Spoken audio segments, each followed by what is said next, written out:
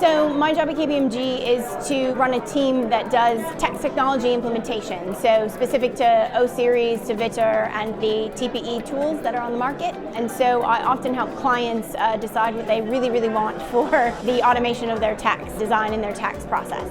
I think one of the biggest things is that we see compliance rules changing day to day almost, and we're seeing that kind of change coming very rapidly. And so they're seeing the need to put a tool in place that they can then automate this process, but also be ready for what's coming next. Most processes, if they're looking to automate them, are manual. So those look like Excel documents, quite honestly. It's a lot of cutting and pasting and bringing things together from different sources. A lot of clients have different and disparate source systems, so they have to come up with a different way of doing that. And when you look at an automation tool, that's actually when you go to put that into place, especially if they have multiple systems and multiple sources of information. Overarchingly, the hope is that it frees up the time of the tax professionals who've been doing this manual work that isn't really adding value to the business itself, to then be, as we say, value add for the actual business, so that they can find other ways of being prepared for tax audits, finding new and creative ways of doing some of their tax work.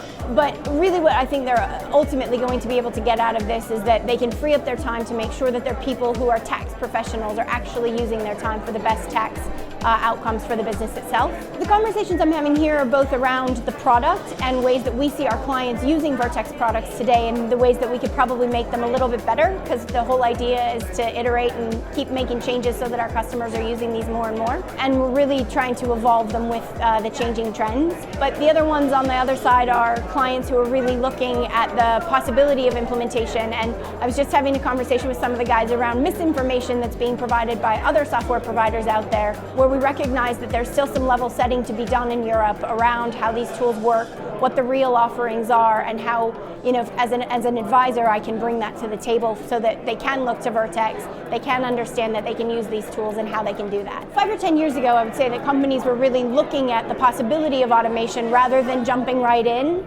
And now they're actually making that leap into the next phase, and they are seeing a need to actually implement these technologies. They're really looking at these tools as a way to help their tax organizations jump into the future. And the reason that they're doing that is they are seeing legislation change day to day, month to month, year on year. We're seeing more and more requirements come down the pike that they're having to actually adhere to.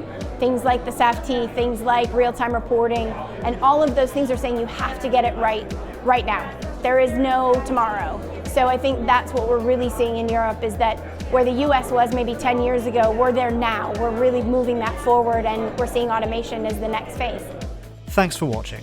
Click now for more videos from Vertex Exchange Europe 2019, and please subscribe for the latest international business insights from worldfinance.com.